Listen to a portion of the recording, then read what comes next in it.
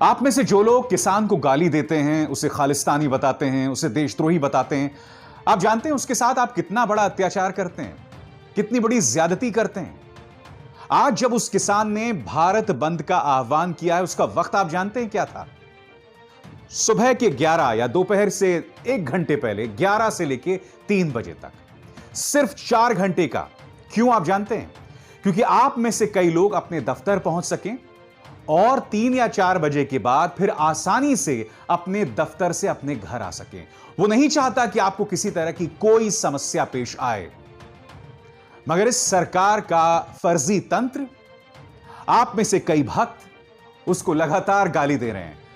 मैं नहीं भूला हूं, मुंबई में भी इसी तरह से दोस्तों, जब महाराष्ट्र में किसान प्रदर्शन कर रहा था तो वो लगातार इस कोशिश में रहता था कि अगर कोई एम्बुलेंस जा रही है तो उसे जाने के लिए रास्ता मिले, आम इंसान को किसी भी तरह की कोई दिक्कत ना पेश आए। वो किसान इस तरह से आपका ख्याल रखता है।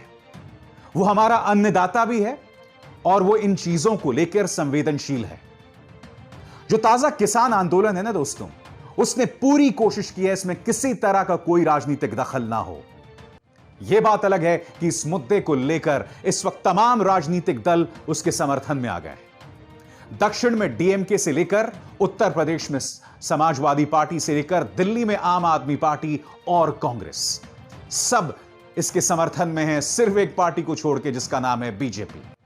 वो बीजेपी जिसे शायद किसानों की जरूरत ही नहीं है।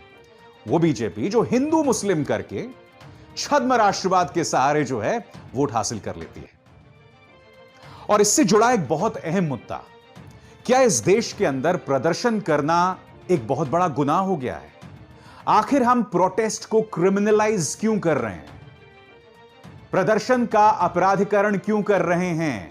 यह मैं आपको तफसील से बताऊंगा, मगर उससे पहले आज का जो घटनाक्रम रहा वो बहुत ही त्वरित अंदाज में मैं आपको बताने वाला हूं। सबसे पहले देखिए यह तस्वीर, यहां पर आप देख सकते हैं किसान इस वक्त सड़क पर मौजूद है और यहां पर NH24 पर पूरी तरह से बंद है दोस्तों। अब ये देखिए, हमारे संवाददाता अमय तिरोडकर, न्यूज क्लिक के संवाददाता अमय तिरोडकर ने यह तस्वीर महाराष्ट्र की भेजी है और यहां पर आप देख सकते हैं संपूर्ण बंद है। अब यह वीडियो देखिए, यह महाराष्ट्र के अहमदनगर, अकोले अहमदनगर का है और यहां पर दुकानें पूरी तरह से बंद हैं। यहां पर पत्रकार साहिल मेंगानी ने यह वीडियो अपने ट्विटर पर पेश किया है और वो इस वीडियो के जरिए बता रहे हैं कि इस वक्त चांदनी चौक में पुलिस जो है वो गश्त लगा रही है और चांदनी चौक के अंदर भी किसानों के बंद का असर दिखाई दे रहा है। मैं एनडीटीवी देख रहा था, जहां मैं देख रहा था कि उत्तर प्रदेश में भी कई जगहों पर इसका असर जरूर दिखाई दिया है। सीपीएम पोलित ब्यूरो की सदस्य सुहासनी अली के घर के बाहर ये 2 पुलिस वाले क्या कर रहे हैं जो उन्होंने अपने ट्विटर हैंडल पर लगाया है? बताइए, आखिर इस तरह से राजनेताओं के घर के बाहर पुलिस को बिठाने का क्या मकसद है? आम आदमी पार्टी तो यह भी दावा कर रही है कि कल ही से दिल्ली के मुख्यमंत्री अरविंद केजरीवाल को नजरबंद करके रखा गया है। हालांकि इस बयान के मुताबिक ऐसा कुछ नहीं हुआ है। डीसीपी ने उनके इस बयान का पूरी तरह से खंडन किया है। अब इस मुद्दे पर मैं कुछ और चीजें भी आपके सामने पेश करना चाहूंगा दोस्तों। एक एक करके मैं आपके सामने खबरें पेश करना चाहूंगा। केरल में कई जगहों पर, कई सरकारी दफ्तरों में प्रदर्शन किए गए, रैलियां निकाली गईं और यह भी खबरें सामने आ रही है कि उत्तर प्रदेश में कई जगहों पर हाईवेज को ब्लॉक किया गया और कई कर्मियों ने हड़ताल में वो शामिल हो गए हैं। मुंबई में डब्बावाला एसोसिएशन का कहना है कि ये जो नए कानून ला रही है मोदी सरकार, उससे किसान बर्बाद हो जाएगा। कर्नाटक में भी प्रदर्शनकारियों का असर दिखाई दिया, खबरें बता रही हैं। इसके अलावा एएनआई की ये तस्वीरें बता रही हैं कि जो प्रदर्शनकारी हैं उन्हें गुवाहाटी में पुलिस ने गिरफ्तार कर लिया। बिहार में आरजेडी के प्रदर्शन के चलते वहां पर ट्रेन्स और सड़क पर यातायात पर बुरा असर रहा, उस पर खासा असर दिखाई दिया। कन्याकुमारी में भी आप देख सकते हैं बंद का संपूर्ण असर रहा। यहां पर विपक्ष और व्यापारी दोनों एक साथ आए और उन्होंने इस बंद का साथ दिया, जिसका असर आप यहां पर देख रहे हैं। जम्मू में भी मेरी सहयोगी सागरिका किस्सू बता रही हैं कि वहां पर जो ट्रांसपोर्टर्स एसोसिएशन है वो इस हड़ताल में, इस भारत बंद में शरीक हुए। शरीक ही नहीं हुए, उन्होंने किसानों के साथ अपनी पूरी ताकत, अपना पूरा दमखम का इजहार किया। तो ये तमाम तस्वीरें देश भर से उभर कर आ रही हैं, मगर आज हमें कुछ प्रश्न उठाने की जरूरत है। क्या आप जानते हैं कि किसानों के इस बंद को, किसानों के इस प्रदर्शन को अंतर्राष्ट्रीय स्तर पर भी जो है समर्थन मिल रहा है? यह खबर आपके स्क्रीन पर। संयुक्त राष्ट्र ने कहा है कि हम किसानों के शांतिपूर्ण आंदोलन का समर्थन करते हैं। कनाडा के प्रधानमंत्री जस्टिन ट्रूडो ने भी इस बयान में, जो इस वक्त आपके स्क्रीन पे है, कहा था कि हम समर्थन करते हैं। यही नहीं, अमेरिका और ब्रिटेन के अंदर उनके कुछ सांसदों, उनके कुछ कांग्रेसमैन ने भी भारत में किसानों के प्रदर्शन का समर्थन किया है। अब मैं आपसे ये पूछना चाहता हूं कि क्या पूरी दुनिया को आप देशद्रोही बता देंगे? और क्या हम लोग शुतुरमुर्ग की तरह अपनी गर्दन को रेत में दफन कर देंगे कि हम इस आंदोलन को आंदोलन ही ना माने, आंदोलनकारियों को बदनाम करते रहें? यह बात अलग है कि सरकार उनसे एक तरफ संवाद भी कर रही है और दूसरी तरफ उनका जो प्रचार तंत्र है उन्हें बदनाम भी कर रहा है। पूरी दुनिया गलत है, बस बीजेपी और उसका प्रचार तंत्र ही सही है। यह कैसे हो सकता है भाई? किसान, आप जानते हैं सरकार पर क्यों भरोसा नहीं कर सकता, उसकी मैं आपको दो छोटी छोटी मिसालें बताऊंगा। सबसे पहले आपकी स्क्रीन पर दोस्तों एक खबर है। यह खबर गुजरात में पेप्सिको कंपनी और किसानों के बीच चली जंग को लेकर है। मुद्दा यह था, और एक एक करके मैं आपके सामने जो है पॉइंट्स रख रहा हूं। मुद्दा यह था कि गुजरात में पेप्सिको कंपनी ने आलू उत्पादकों से कॉन्ट्रैक्ट फार्मिंग का करार किया था। 4 आलू उत्पादकों की फसल को पेप्सिको ने खराब बताकर स्वीकार नहीं किया। तो जो फसल पेप्सिको ने नहीं ली, किसान ने उसे बाजार में जाके बेच दी। पेप्सिको ने इसके लिए इन किसानों को, इन 4 उत्पादकों को अदालत तक ले गई और करोड़ों रुपए का हर्जाना भी उन पे ठोका। अब आप मुझे बताइए, किसान आखिर इन धन्ना सेठों पे, इन बड़ी बड़ी कंपनियों पर भरोसा कैसे करे? और शुक्र है उस वक्त आसपास चुनाव थे, इसलिए पेप्सिको पर सरकार ने दबाव बनाया और पेप्सिको ने अपना केस जो है किसानों के खिलाफ जो था वो वापस ले लिया। यह तो पहली मिसाल हुई कि किसान क्यों बड़ी बड़ी कंपनियों पर विश्वास नहीं कर सकता या सरकार पर विश्वास नहीं कर सकता। दूसरी बात पश्चिमी उत्तर प्रदेश की, और यह मुद्दा है गन्ना किसान बनाम चीनी मिल का। गन्ना किसान और चीनी मिल के बीच करार होता है जिसमें तय समय में किसान को फसल बेचनी होती है और उसे उसका पैसा भी मिलता है। मगर जैसा कि देखा गया है, पश्चिमी उत्तर प्रदेश के किसान हमेशा आंदोलन करते रहते हैं क्योंकि यह चीनी मिल और सरकार उन्हें समय पर पैसे नहीं रिलीज करती, उन्हें पैसे नहीं देती। तो यह तो सिर्फ 2 छोटी छोटी मिसालें हैं। किसान आखिर इन धन्ना सेठों पर और सरकार पर एतबार क्यों करे? आप जो बोल रहे हैं उस पर आखिर वो एतबार क्यों करे?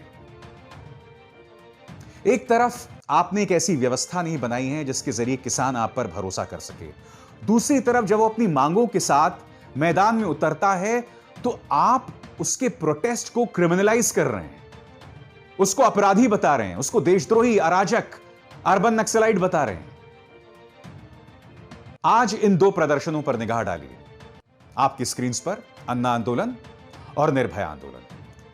सोच की भी सेहरन पैदा होती है दोस्तों कि अगर यही आंदोलन 2015 के बाद हुए होते या पिछले 1 साल में हुए होते तो इस सरकार का तंत्र उन्हें बदनाम करने के लिए क्या क्या नहीं करता।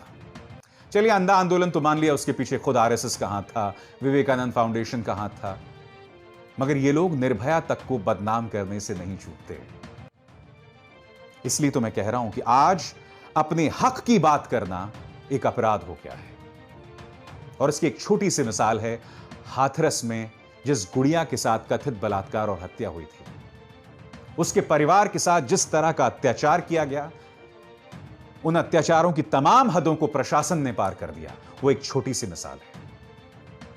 मगर आज मैं आपसे कुछ पूछना चाहता हूं, और यह सवाल सरकार से है, उसके समर्थकों से है और स्वयं प्रधानमंत्री से। इसमें 2 राय नहीं है कि बैलेट बॉक्स या ईवीएम की जंग भारतीय जनता पार्टी लगातार जीत रही है, और इसकी 2 मिसालें आपके सामने हैं। हैदराबाद में भारतीय जनता पार्टी ने जिस तरह की छलांग लगाई, 4 से 47-48 सीटें, और बिहार में भी जिस तरह से नीतीश के साथ उसने सरकार बनाई, यानी कि ईवीएम की जंग प्रधानमंत्री लगातार जीत रहे हैं। मगर दिक्कत यह है कि जहां वो ईवीएम के जरिए लोगों की आवाज सुन रहे हैं, मगर असल में उन्होंने लोगों को सुनना बंद कर दिया है। उनके आलोचकों के लिए वो इस शब्द का इस्तेमाल करते हैं, वो है खान मार्केट गैंग। जी हां, बगैर किसी संवाद के कश्मीर में से धारा 370 को हटा दिया जाता है, कश्मीर का दर्जा एक यूनियन टेरिटरी का हो जाता है, और उसके हवाले से पूरे देश में, खासकर जो हिंदी स्पीकिंग स्टेट्स हैं, वहां पर सियासत होती है। उसे सरकार के दमखम का एक परिणाम बताया जाता है। कश्मीरी को पूरी तरह से दफन कर दिया जाता है, दबा दिया जाता है, उसके प्रदर्शन को दबा दिया जाता है। वो कश्मीरी अगर प्रदर्शन करता है तो उसे देशद्रोही बताया जाता है। कश्मीर मेरा अभिन्न अंग है, मगर कश्मीरी मेरा अभिन्न अंग नहीं। ये दोहरे मापदंड इस प्रचार तंत्र में दिखाई देते हैं। आप नागरिकता सीएए को लेकर एक बिल, एक कानून लेकर आते हैं, उसके खिलाफ लोगों को प्रदर्शन करने का पूरा हक है, मगर जब शाहीन बाग में लोग उतरते हैं तब आपका प्रचार तंत्र क्या कहता है? खुद गृह मंत्री अमित शाह कहते हैं कि बाबरपुर में बटन दबाइए और आवाज जो है शाहीन बाग में सुनाई दे। इन चेहरों पर गौर कीजिए। आपके सामने प्रवेश साहिब सिंह कहते हैं अगर शाहीन बाग की जनता को खुला छोड़ दिया गया तो ये लोग हमारे घर में घुसकर हमारी बेटियों का बलात्कार करेंगे। ये हमारे ही देश के लोग हैं, प्रदर्शन कर रहे हैं, उनको आप वहशी बना रहे हैं। अपराधीकरण तो बहुत दूर की बात है, उनको आप एक राक्षस के तौर पर पेश कर रहे हैं। देश के गद्दारों को गोली मारो के नारों का परिणाम आपने देखा। जामिया में किस तरह से यह शख्स गोली चला रहा था, या शाहीन बाग में यह शख्स बंदूक लेकर पहुंच गया था, पिस्तौल लेकर पहुंच गया था। इस देश में प्रदर्शन करना आखिर क्यों गुनाह हो गया है? यह सरकार अब संसद की सूरत बदलने वाली है। सेंट्रल विस्टा प्रोजेक्ट के जरिए जो पूरा इलाका है उसकी शक्ल बदलने वाली है।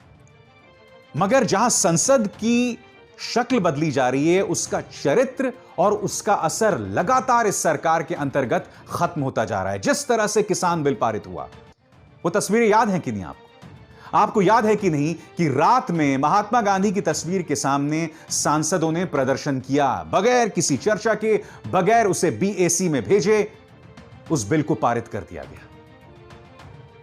यानी कि ना प्रदर्शन जायज है, ना लोगों की आपत्ति जायज है, और एक लोकतांत्रिक सेटअप में लोगों का रुख भी, उनके अपने विचार मायने नहीं रखते हैं। मैं फिर आपको याद दिलाना चाहूंगा, वो किसान जिसने आज भारत बंद बुलाया था, मुद्दा यह नहीं कि बंद सफल रहा या नहीं रहा, मुद्दा यह है कि उसने आपकी सहूलियत का ख्याल रखा। और यह बंद का वक्त जो रहा, टाइमिंग्स जो रहा, उस वक्त रहा जब आप दफ्तर में थे। आप आसानी से दफ्तर पहुंच सकते थे और आसानी से दफ्तर से वापस आ सकते थे। उसने आपकी सहूलियत का ख्याल रखा, मगर प्रचार तंत्र ने उस पर लगातार निशाना साधा।